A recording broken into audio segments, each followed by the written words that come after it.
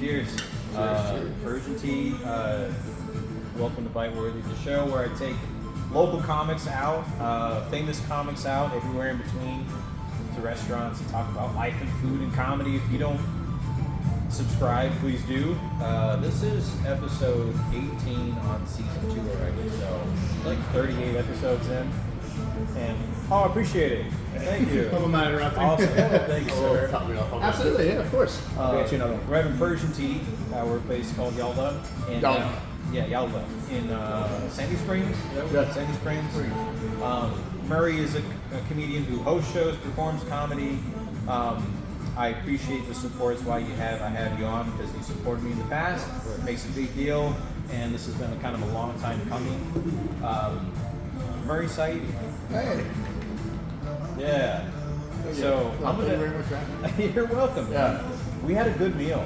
We had Fantastic. That was delicious. we had Great conversation. Great. sultani kebab. Yeah, sultani kebab. Turn on my Persian accent. Yeah. Hey, you spoke a lot better than I did. Like, let's be honest.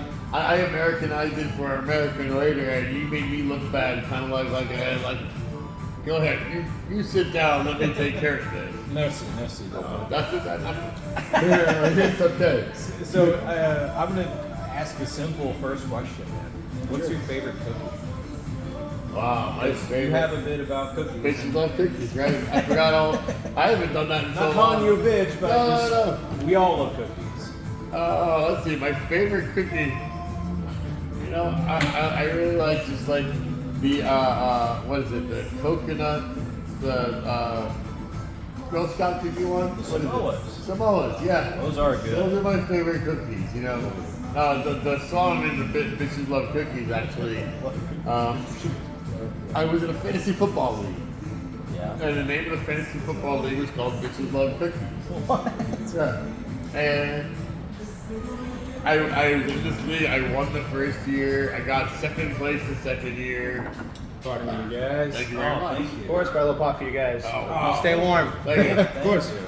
I got second place the second year in this league, and I got third year. I got first place again. Really? And it was called Bitches Love Cookies. So I decided to write a song about the league. So that's where the song initially came from. I have to admit, it was kind of catchy. It was pretty catchy, and you perform it well. I just didn't know. I was like, what's your favorite cookie?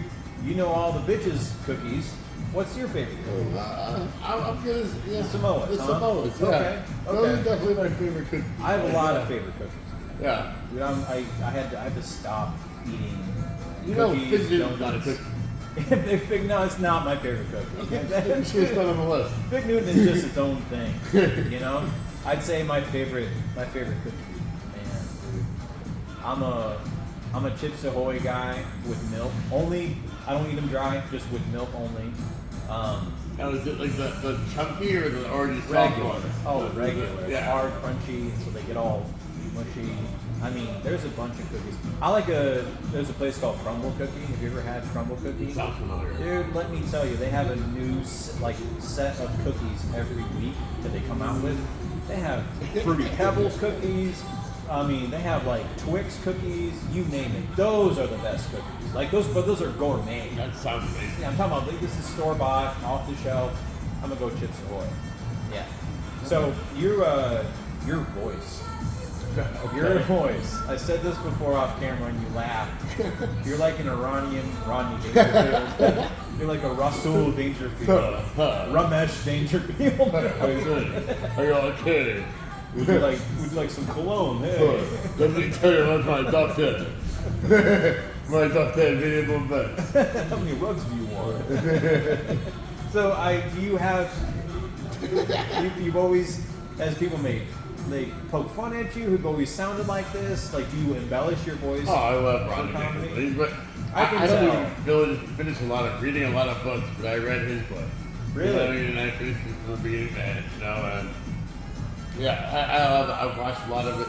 Like Rodney Dangerfield, John Belushi, like I like a lot of the older school stuff, you know? Because there's not too many comics that are older than me. You're a little older than me. You're 44. 44. You don't. Did I say?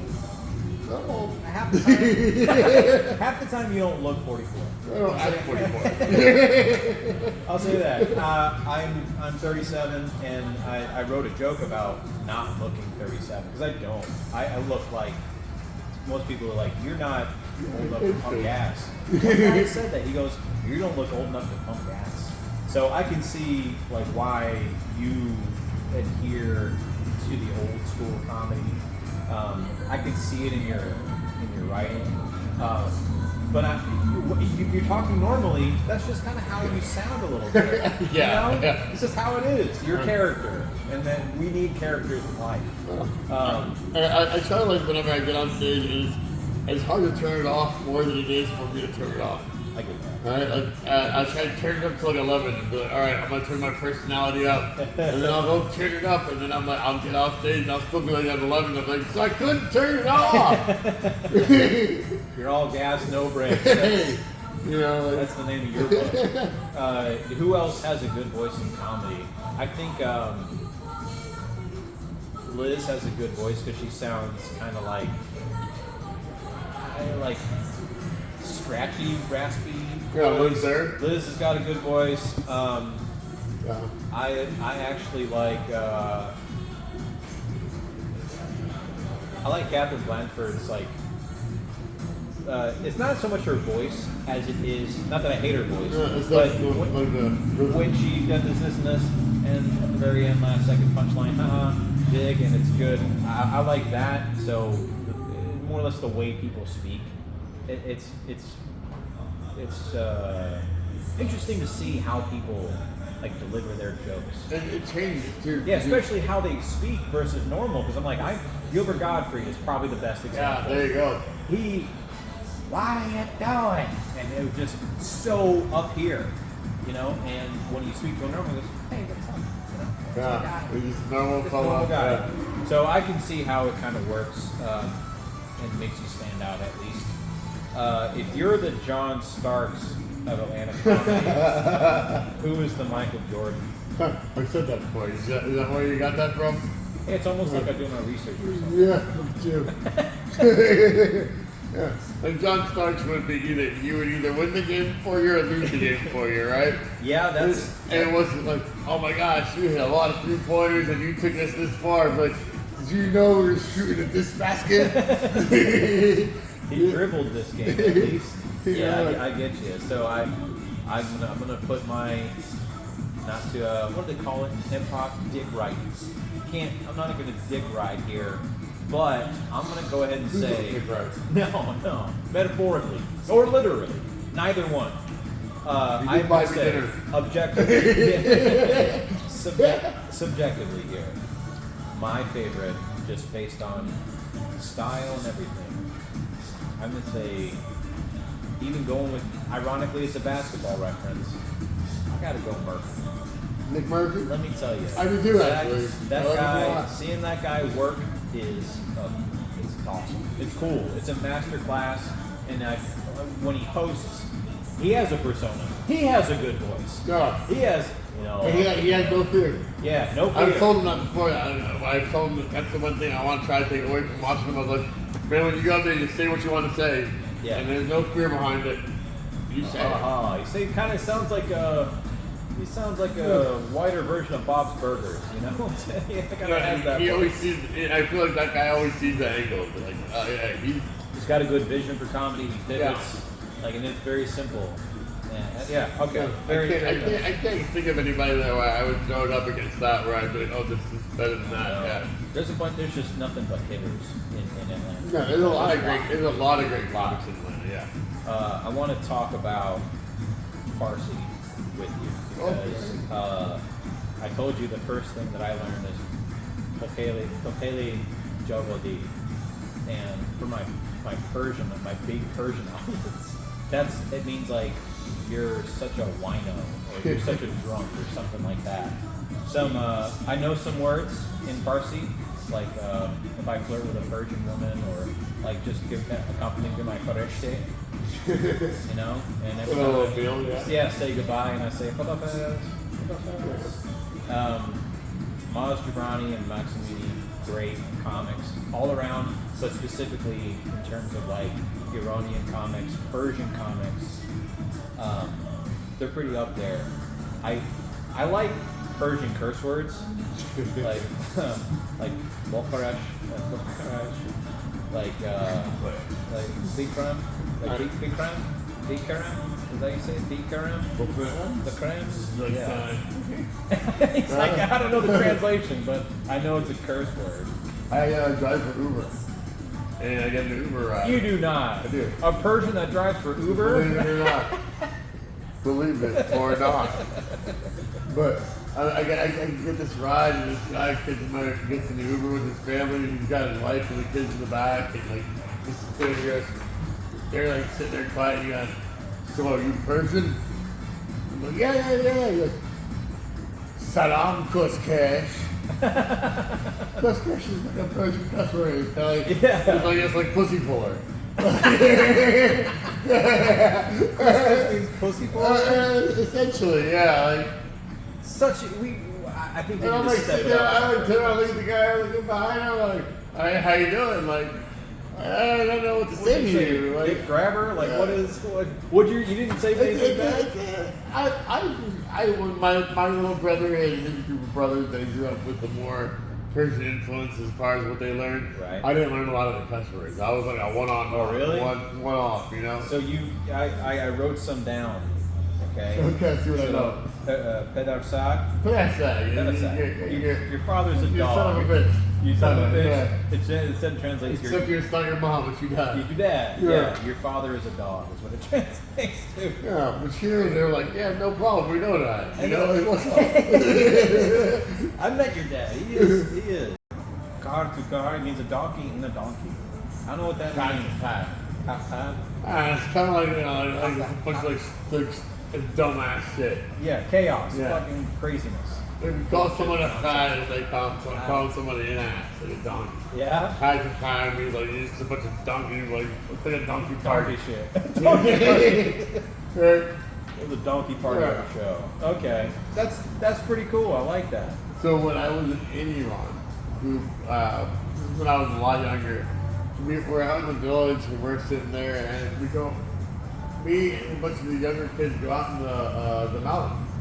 And we start digging around like a bunch of kids do, right? And we find a giant skull, right? And I'm like, "There's a dinosaur! We found a dinosaur skull!" No. We took this thing through, like, a stick through the eyeballs. We're like got like a couple kids holding it off the top of their shoulders, walking it through the village like this. We're bringing it back, and it's a skull. It's a donkey skull.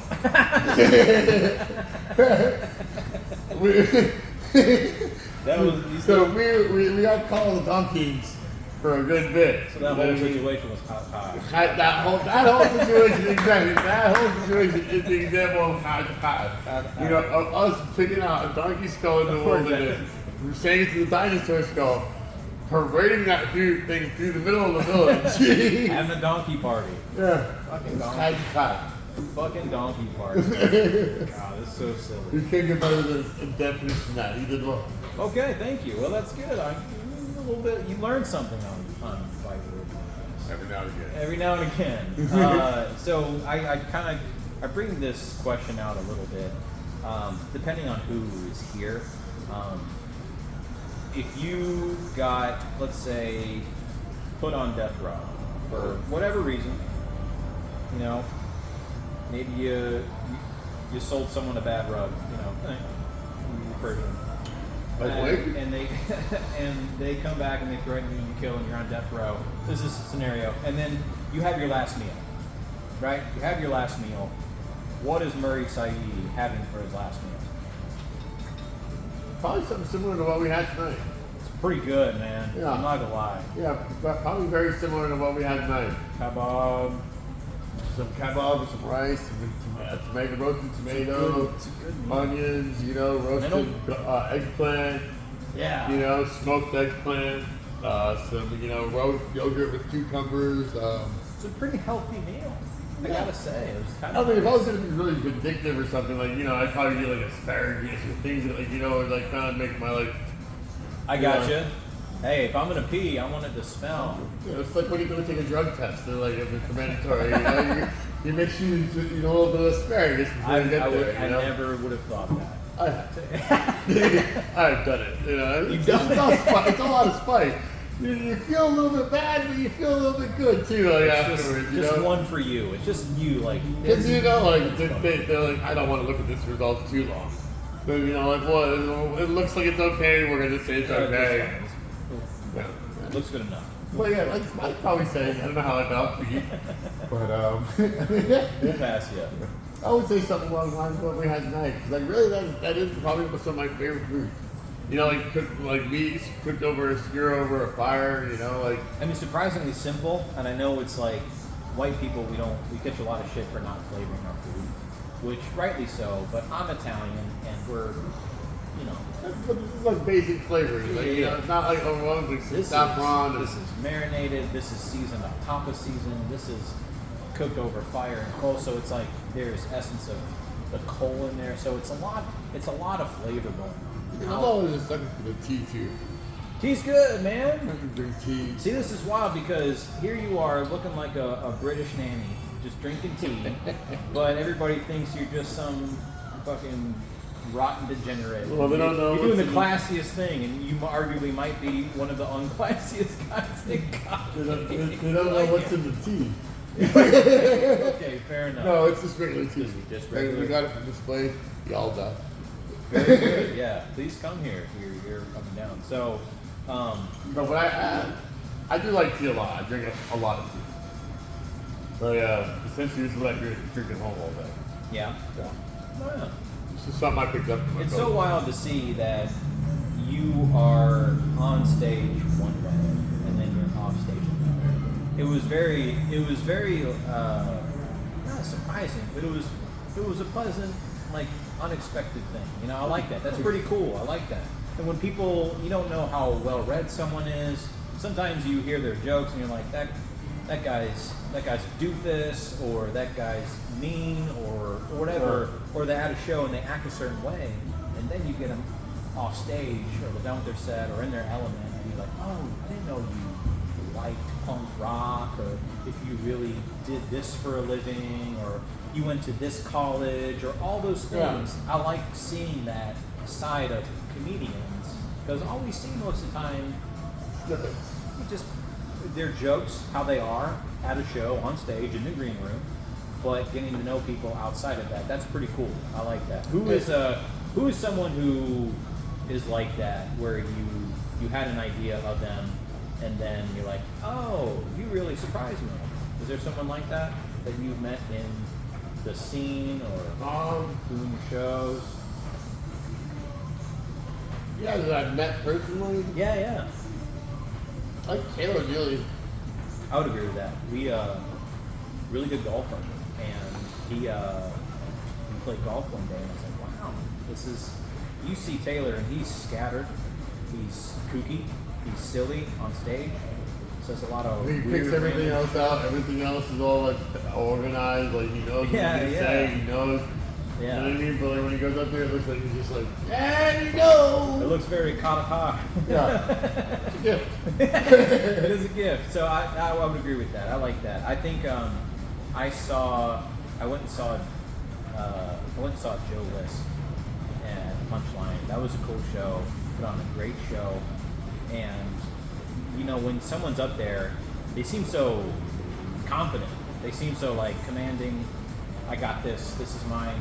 I rule this. And then I met him, and he was just like nervous. Feel like he just wanted to get out of there. And it could have been an off night or something. But sometimes people like are really Make it till they make it. antisocial or very different. Not in a bad way. It's just, oh, I didn't expect someone to be that way.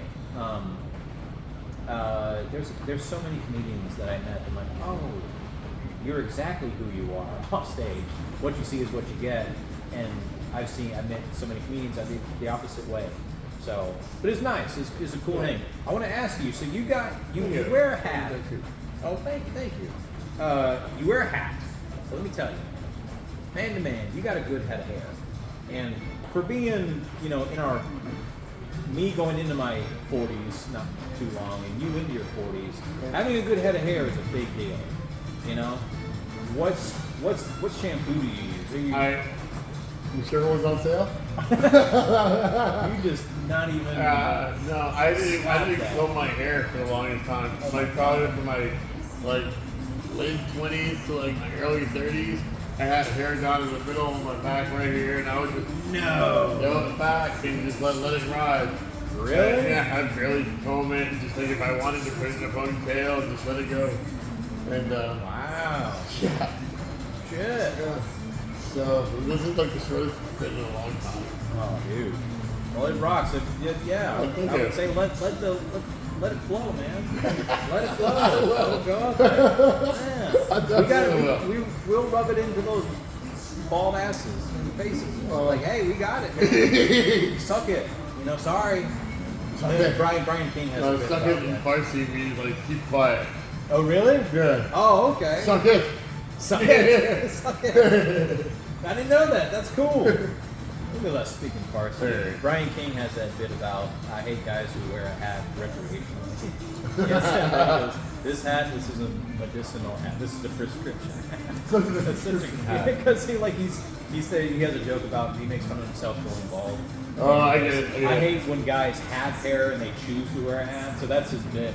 And I guess you know what's funny? I'll usually go because he hosts often at the Punchline, and he'll do that, and I'll be wearing my hat, and I have a decent head of hair, and I'm just like, oh, he's right. I should let it go. This time you have a hat that's got fake hair on the sides of it.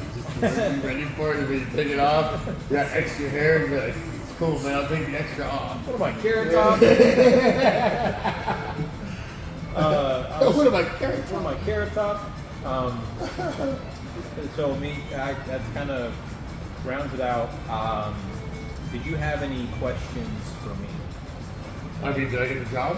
I'm not hiring. One man show. Wait, I thought this was for a job. No? Sorry, man. What the hell? Suck it. No, man, this is a fantastic. This is a great time. This is a good hang. This is a really good time. I didn't expect it. So, I just started asking people, like, I didn't think about it before until, like, midway through this season. But I was like, you know what? I wonder if people have questions for me. I never asked them, so. All right, well, besides just the food, what is your favorite part about, like, being able to host something like this? I think it's just being able to do something different, honestly. But it gives me a chance to practice camera skills, awareness, and honestly, like I said before, really, it's getting to know comics. Because when you start getting phone numbers and taking it offline, that's when you start like, oh, we're really colleagues and stuff like that. And I think getting to know people past comedy a little bit, that part's fun. Yeah. Because I don't really want too many more friends in my life, but let me tell you, it's nice to have a couple more like cool acquaintances and friends that are a little bit closer. Because I have like 5 real good solid friends. Like those are the guys that are going to stay, the acquaintances, and the ones that are going to come and go, and that's what you have at the moment. Like I'm getting married, they're all in my wedding party, right? Yeah. So those are like my circle. It's like a tree, right? I'm the center. The closest circle is like how they've been with me that long, and then each circle, everybody has their own little circle, and it's nice to see comics and people that I just do a stupid show with at a brewery or something to actually get within those rings and closer. It's kind of nice, and I like that part because all we do is see each other for 4 to 8 minutes. Yeah. And even when we're listening to each other on stage, half the time we're not listening because we're trying to figure out what you're going to say next yourself. Or I've heard the joke, or whatever it is. Yeah. And even if you heard it, like I think it sucks. I've done it before where I'm like, oh, I heard this, and then I'll change it a little bit, and they'll be like, well, what do you think about me changing that part? And I'm like, stop listening. Sorry, man. Yeah. So like, it's hard too because like you're doing it for yourself too. That's a good point. Mention to the comics like, hey, I'm trying something new. I know you've heard this bit. Listen for it and give them feedback. Yeah. Tell them beforehand because we're focused. You're right because it's very selfish it's a very selfish industry, but you kind of have to be because you're the person who's taking care of your material and you're responsible for presenting it. So you have to kind of worry about yourself a lot. So it does go a long way to network and be supportive. I like to do that the best I can, and obviously, hey, appreciate that. You might get hired after all. All right. But yes, tip for comedians: tell the comedian that you're going to do something different. Mention it often, so that way they go, "Hey, that's really funny." Or or maybe if you mention like, "Hey, I'm doing new stuff. Listen up." That's a wise move because we don't always think about doing that. Maybe not to everybody, but the people that you Or respect their opinion. trust. Yeah. Or your writing friend, like, hey, Start telling everybody that you just look like a crazy person. Like, Hey, hey, guys, everybody, listen to me. I'm doing something new, and nobody knows. Yeah, and then they couldn't tell what you were doing different. And it was like, I didn't say the word "the" right there. It's a whole joke, right? Right? No. I mean, you still said pussy puller. The pussy puller. Pussy puller. That's crazy. I can't believe that's a curse word. Americans, we need to step it up with our curse words. Oh. That guy wishes he had a few of those words right there. He's calling someone a pussy puller. Yeah. He's a horny bastard. I did. He's really into it too. Stupid. Well, I think we're gonna wrap up. We're gonna finish this tee off, guys. We have 2 episodes left. Please subscribe if you have not. Murray, you still host? Are you still doing? Is it still Savvy for Business? Oh, we're gonna be bringing Savvy back in about a month when it gets a little bit warmer. We're back in Buckhead, right behind Lenox Mall on Lakeside Drive. It's a fun show. Yeah, it's a fun show. It's good. It's got a little dog park outside in front, so it's like fun for the whole family. I might have to bring my fiance, and we have 6 dogs, so we'll rotate. It'll take me a month and a half to get through each dog. Yeah. We have 6. Bring them up. We'll get a table for you inside, and you just put them all and sit down there. It's a dog-friendly show. You sit there with all. Nice. All right, we'll just sit up. We'll do that. Well, that's it. Subscribe. Appreciate you guys. That's it. Cheers, man. Good. How do you say cheers in Farsi? I don't know if they're into it. They don't really drink in person. Oh, there you go. Well, that's not for them. It means like,